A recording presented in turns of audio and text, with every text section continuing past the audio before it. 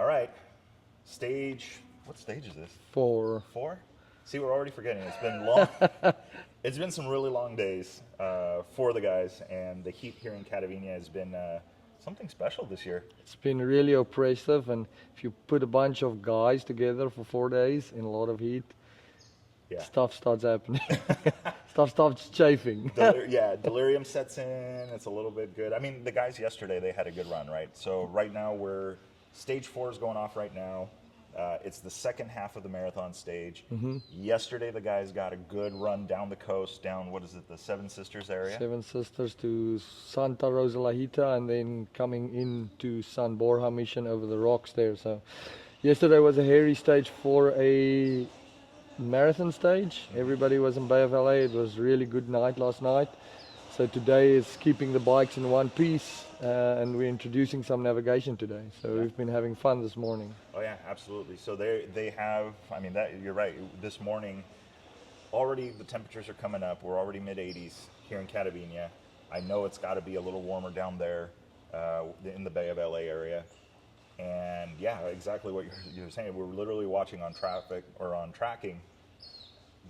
It is today, man. It is going to be, I mean, we've already seen, your second place right now in the overall, Mike Johnson capitalizing on some tricky navigation early on. We were just reviewing the notes.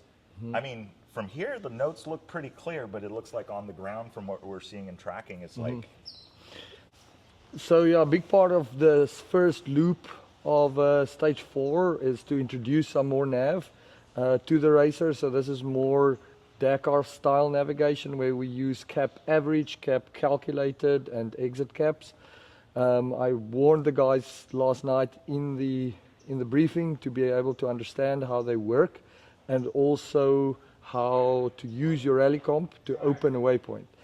We've seen that happen. I think Victor can elaborate on that, where it looks like some people chose not to look for waypoints and maybe open them, take a penalty, but then they get a time advantage.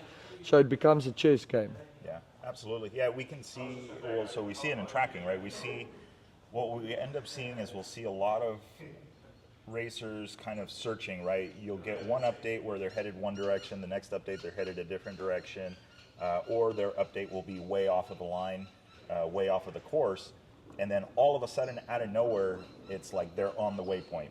And so more often than not, they chose to open a waypoint. So for those playing the home game and are not maybe familiar with that, is with waypoints, you get 2 options. Really, it's 3. You either navigate cleanly to it, you don't have to do anything with it.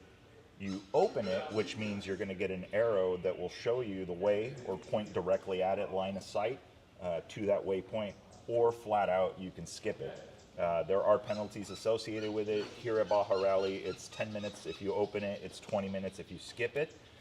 Skipping waypoints can be dangerous if you don't know exactly where you're at, because you can just continue the downward spiral in navigation and continue to rack up time.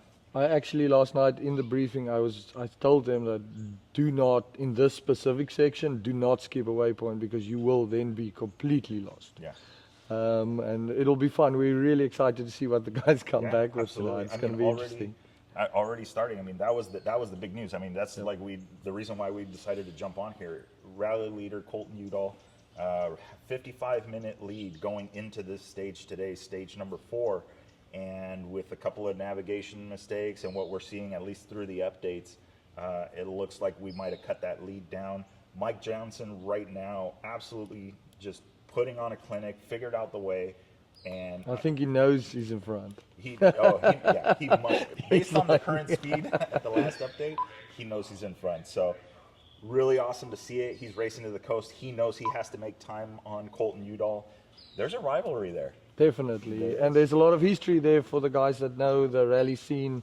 Maybe we'll do that in a different chat, go through what actually transpired in the past there, but we're very excited to have these veterans out here, and it really gives us something to follow. So hopefully we'll do some of this again tomorrow. Check in. Tomorrow's going to be the longest stage, toughest stage. Tomorrow there's definitely going to be some hearts broken.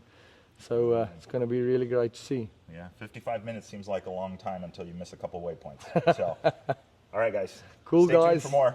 We'll see ya. See you tomorrow.